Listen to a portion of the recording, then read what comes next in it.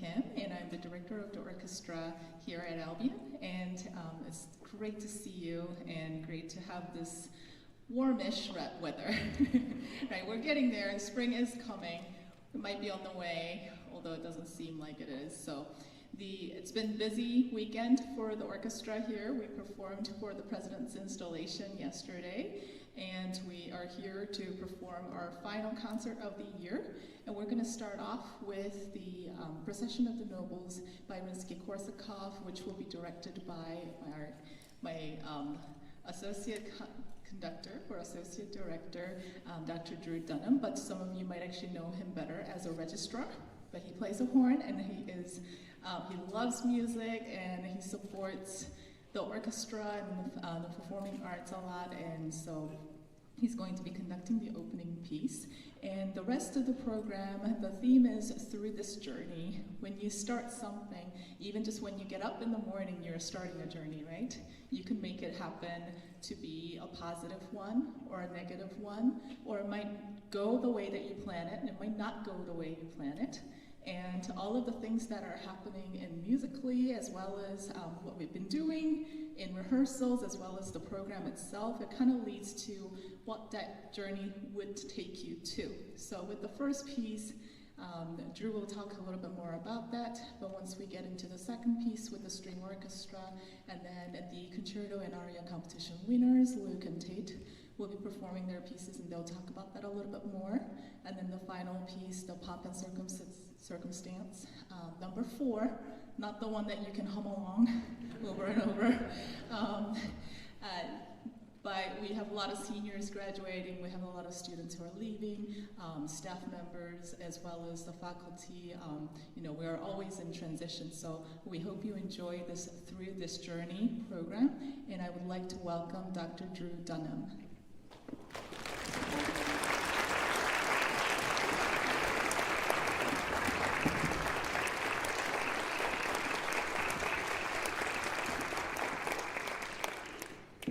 Thank you. I want to talk just a little bit about Procession of the Nobles. It's a well-known piece. I'm sure many of you have heard it before. It was written, it started in 1872. Rimsky-Korsakov was actually working on a project, an opera ballet called Mlada, based on a 9th century Slavic myth. It was actually started with 3 composers, and they quickly abandoned it, probably because they couldn't agree on anything. And then about 17 years later, he picked it back up. And so he wrote it between like 1889 and 1890. Wrote the entire opera. The opera is not, it wasn't really well received. It's not in the regular opera repertoire. But this is probably the most well-known piece from that work, and done regularly by lots of orchestras. The other interesting thing about it is that Rimsky-Korsakov, you might think a procession would be in 2 or 4, right? But he wrote it, it's in 3. Anyway, I hope you enjoy it.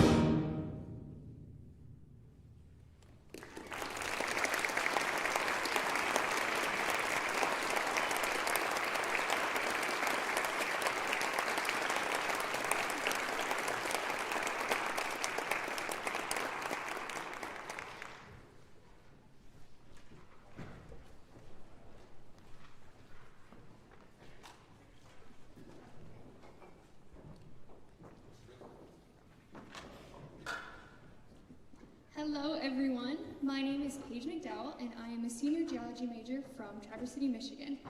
This is my last orchestra performance as an Albion College student, so I really appreciate you all joining tonight. The second piece we will be playing for you is titled Fragile, composed by Randall D. Stanbridge. Fragile is a fairly modern piece published in 2023 and uses only violin, viola, cello, bass, and piano. It is a part of a much larger work called the Unbroken Project, which features pieces that are centered around mental health struggles and recoveries. The composer states that he hopes this ongoing project will be used as a way to, quote, spark conversations and reflections on mental health, as well as tearing down the social taboo of discussing the reality of living with mental health conditions. Fragile itself focuses more on that second point, describing the bitter cycle of breakdown and recovery through the music. It begins beautiful and melancholic, with dissonant elements slowly creeping in until it suddenly becomes violent, indicating the breakdown. This is followed by a soft melody that slowly adds instruments until it concludes a dissonant end, indicating the continuation of this cycle. Joining us on stage for this piece are members of two additional groups aside from the Albion College Orchestra, the String Ensemble and the String Teaching Techniques course. The String Ensemble was formed to give a wide range of string students dedicated time and place to practice together and advance our skills. The String Teaching and Techniques course is made up of non-string area music education students. They were all introduced to all four stringed instruments and chose their favorite to continue classroom teaching. We have a wide range of performers on this piece, some of whom have been playing for only 1 month and others up to 60 years. But we all thank you for coming out tonight and hope you enjoy Fragile by Randall D. Stanbridge.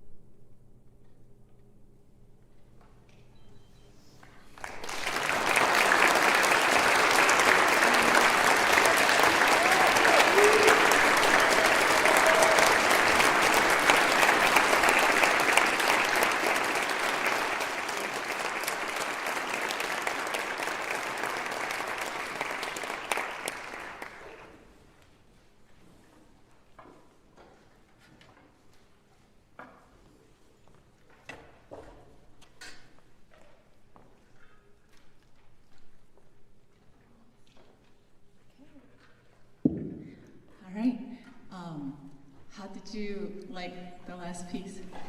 It's pretty powerful, right? So it's amazing to see that like some of us have just picked up the instrument this semester. So I think, yes, it is important to like give credit for everybody, but I would like to sort of show you who they are, okay? Not to pick on you, I just want them to know that you have worked really hard. So those of you who are in the string tech classes, please stand.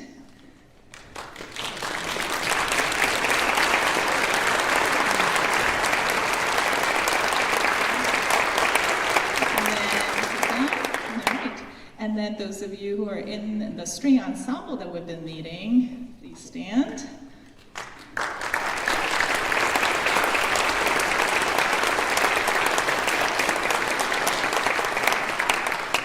Okay, if you wonder who has the 60 years of experience, just guess. I'll tell you who that is.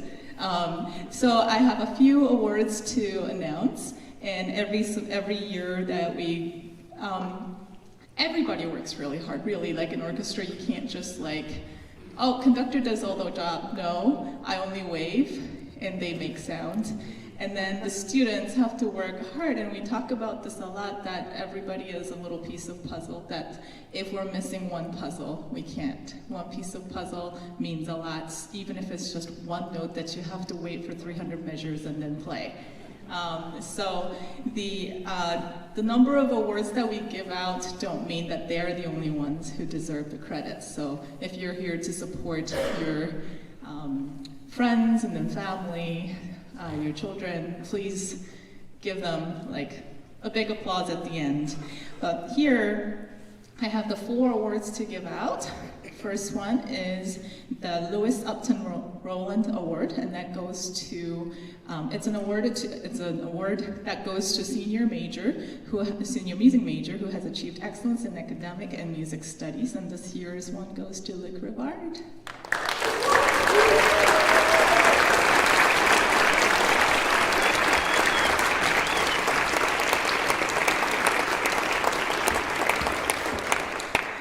And then the next one is the Faculty Commendation Award, and this is to recognize the seniors who made significant contributions to the department, ensembles, or other music-related activities, and this is open to all majors, and this year's award goes to Lauren Farley.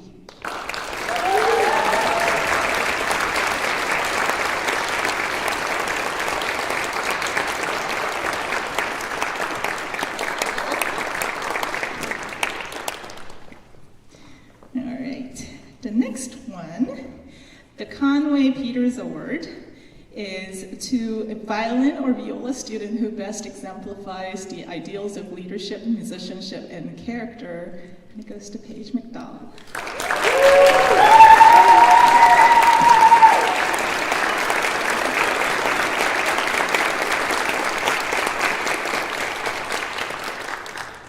Getting a little bit emotional. Those 3 are our orchestra officers, and they're all seniors, so I'm a little sad here, but also very happy for you.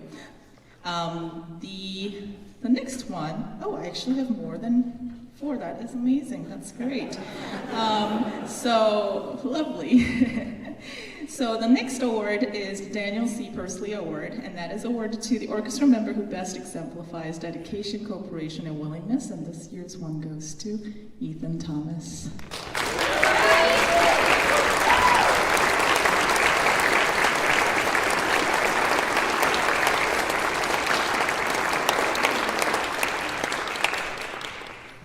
All right, the next one, the Dr. Philip Mason Orchestra Prize, is a one that we, the orchestra members, vote. So this is also very special there. It is presented to the student who has made the most outstanding contribution to the Albion College Symphony Orchestra, and this year's one goes to Lauren Farley.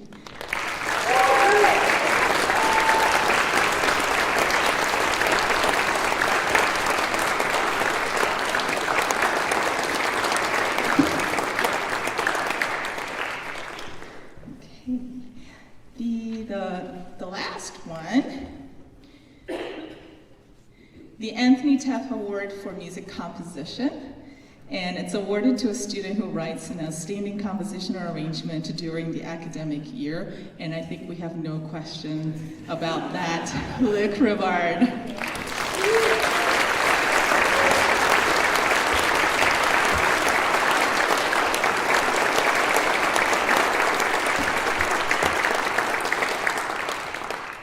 And you'll get to hear the world premiere of his Concerto for Concerto just in a little bit, and you are being part of that world premiere. So that is really important because you can't have a premiere if you don't have an audience.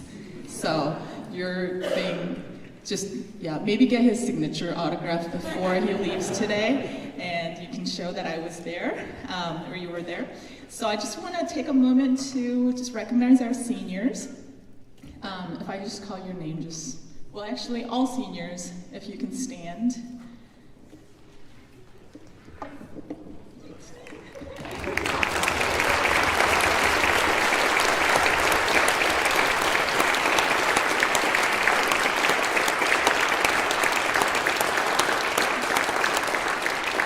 So it's my last chance to make them feel awkward, so stay standing. So Lauren Farley, our horn player over there. Lauren's a Spanish and art history double major from Albion College, class of 2024, and she's going to the University of Miami School of Law in Coral Gables in Florida to pursue the Juris Doctor and Masters of Law program for Arts, Entertainment, and Sports Law. And then where is Will? Oh. Will Gowdy is our clarinet player, and he's a religious studies major, but he is staying for one more semester. It's okay. Might have just stepped downstairs there. He's staying for one more semester to finish up his degree, and he's been applying to teach at music schools, music summer camps this summer. So.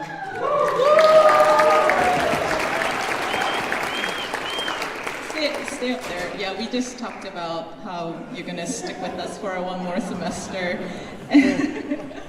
which is great. If they're all leaving at all once, then my heart will break. So, and then Paige McDowell is geology major, and she's going to be continuing studies in research, either in lab or grad school. But she first gets to go home, which is nice. And Alexis Moss, is the biochemistry major, and she's in the process of applying to medical school and work as a prescriber during the gap year. And Luke Rivard over there, our music performance and composition major, going off to do Masters in Music and Composition at the University of Nebraska-Lincoln. Composition and also maybe in theory. Multi-talented there. And then also, as you can see, we have students from Albion College as well as students from outside of the Albion College and some of the, I like to call it seasoned community members and faculty and staff. And we have Cami Ayala over there joining us from Spring Arbor University as a guest student here. And Cami's graduating with a music performance concentration at Spring Arbor University, and then she's also going to get to go home and then prepare to learn a music job and then eventually move out of state and pursue grad school. And Janet Shasha, who couldn't be here today because she's got another concert that she's soloing, and sitting concertmaster for Jackson Youth Symphony, and she's a high school senior from Western High School who's going off to the University of Michigan, and she's going into art and design and also undecided, but then she's going to pursue playing orchestra like the college musicians that she's been seeing in all the fields. So please just give another round of applause for her.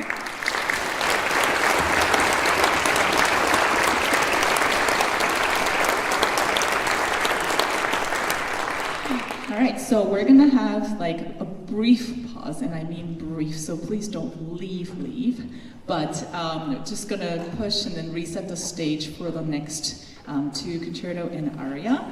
The Concerto and Aria competition is held every year, and that is open to all majors who takes lessons and being a part of the ensemble, so it's not just for music majors. This year we have Tate Nelson. Tate was like, do I stand up because they're in choir? And this is the first time that they're playing with orchestra, so I think that's why Tate was like, I'm a senior, but do I stand for this? And yes, anything to make them feel awkward, right, on the stage. But Tate is also finishing off here as a vocal major. And Tate is one of the winners of the Concerto Aria competition this year. And then the first piece that you'll be hearing is Mozart's, do two things at once. The Major Figaro Aria, and asked Tate to give you a little bit about what it's about before you hear it. So here's Tate Nelson.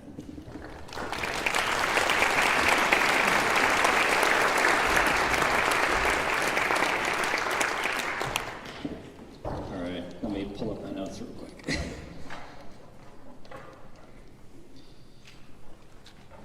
All right, so I'm just gonna give a little background of this is in the first act, the first scene of the opera.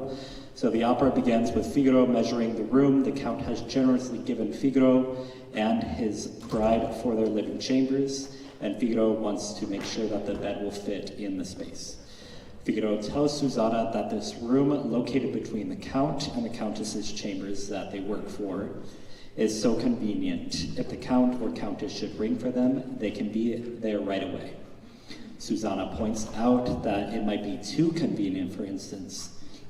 She says, what if the Count summons Figaro and then sends Figaro away on some errand?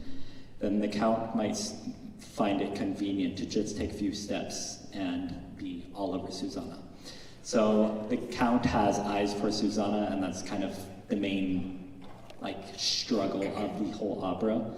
So this hits Figaro hard. He is shocked and upset once Susanna tells him, and he did not see it coming. He's angry and frustrated because what can he, a mere servant, do? And he decides that it will not happen, that he will put a stop to it. But how to overcome and undermine, reverse, fight against the powerful Count's plans? Figaro will have to use his wits in a careful but dangerous dance that becomes a duel, a figurative fencing match, which he will foil the Count's plans with feint, parry, counterattack, lunge, repel, and finally win the day against the Count.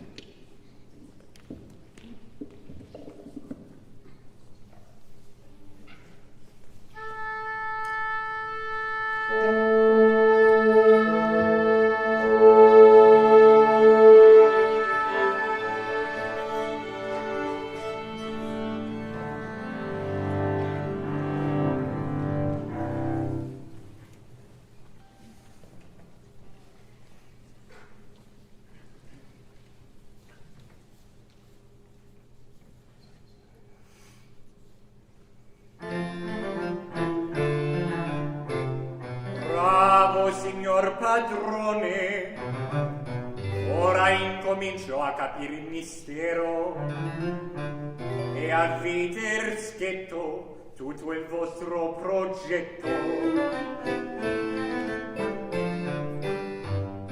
A Londra è vero, voi ministro, io corriero, e la Susanna,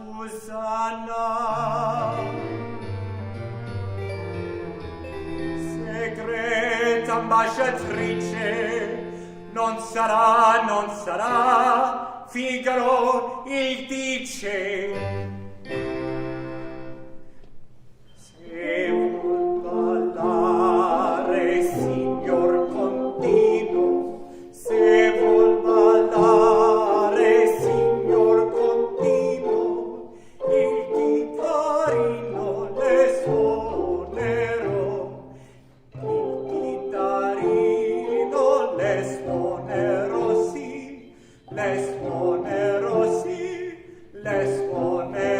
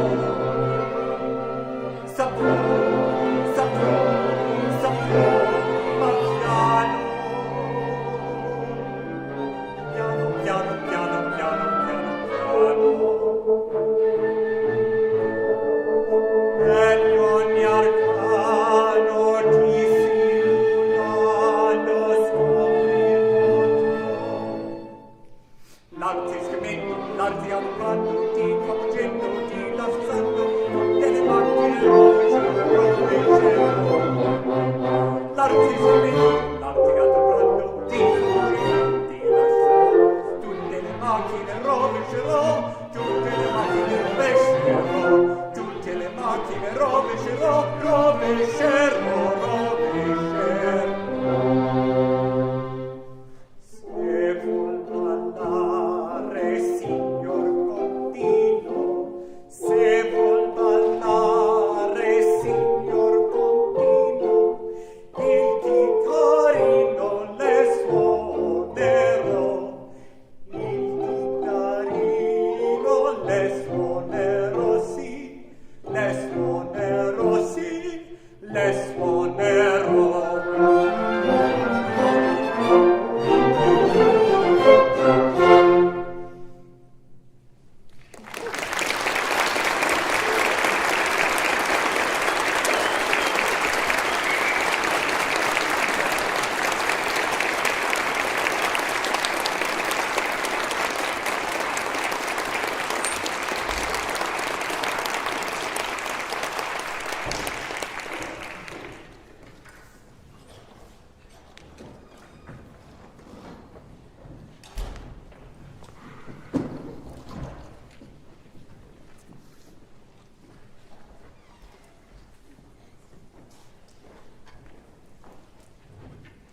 Okay, the next piece that we're moving on to is completely different. The Wonder Above the Sea of Sprites, that is written by Luke Rivard. And usually when you do concerto and aria competition, you go and research and find a piece that works for you with your professor and then work on that. That is pre-written, that there's a recording that you can listen to, there are things that you can research about. And Luke's teacher is right there, Emily Derrick's right there, but knowing that when a student comes and goes, I wrote a piece that I'm going to do for a concerto, there's no reference, we'll just have to learn through this together. That's a lot on the student as well as the teacher as well. And then also the pianist that works with it, that Nick Laban works together with. So they have already performed it many times, and then Luke is going to be playing it with the orchestra. So this is the world premiere of the orchestra part. And I'm gonna invite Luke to come out and then share a little bit about his piece before we perform it for you.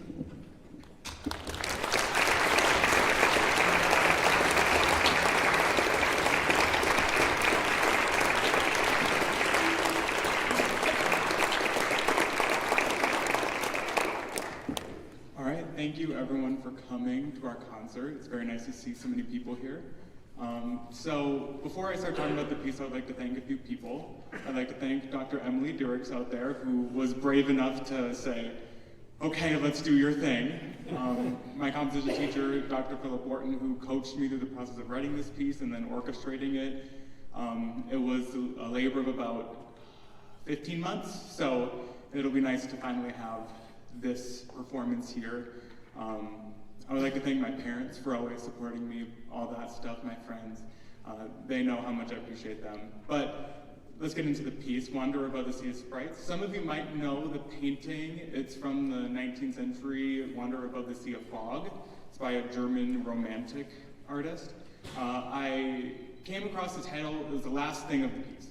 I wrote what I heard, and then I used that painting to convey what was in my mind. So imagine yourself standing at the top of a mountain and you're looking out across this expansive scape, and it's all covered in fog and it's a little misty, and then you look a little closer in it and you see something moving around, you see something sprightly down there, hence the name. So it'll open with a flute solo. Usually the typical concerto will have the orchestra introduce the theme and whatnot. I do that here by myself. We'll go from expansive opening, we'll have a quick fun section in the middle, we'll explore around a little bit, and then we'll end with a bang. So I hope you enjoy Wanderer Above the Sea of Sprites. Thank you.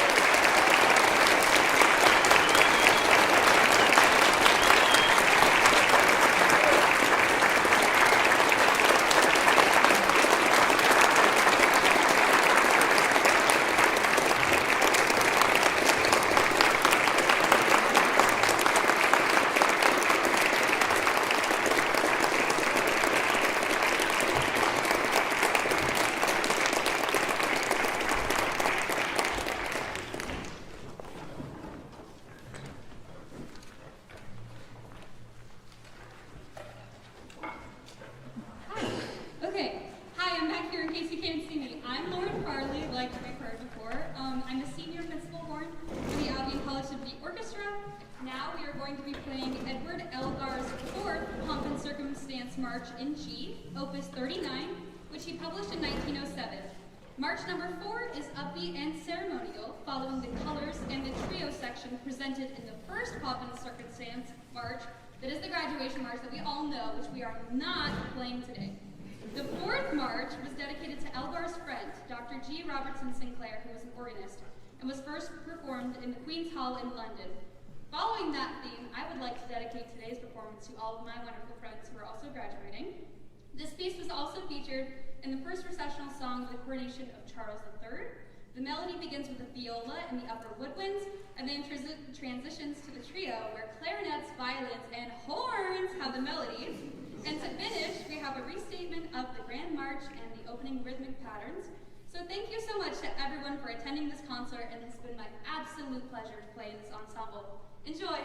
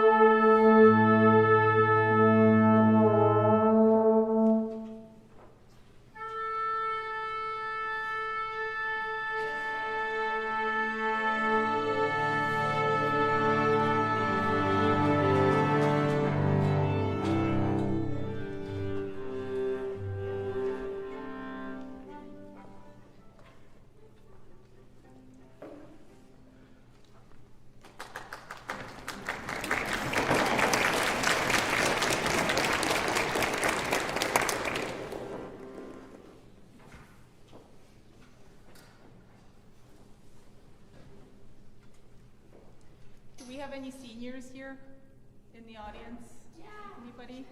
If you are a senior, please stand. We'll clap for you as well.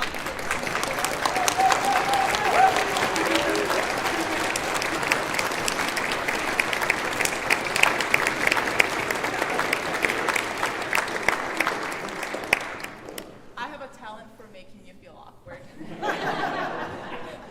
Would like to thank all the faculty, and then also I see some of the faculties here too, and then the students and staff for making this work, and then having them graduate, and then doing all these accomplishments, and then also would like to thank all of you for being here to support that and then celebrate that. So here's to you, the Pomp and Circumstance, March number 4.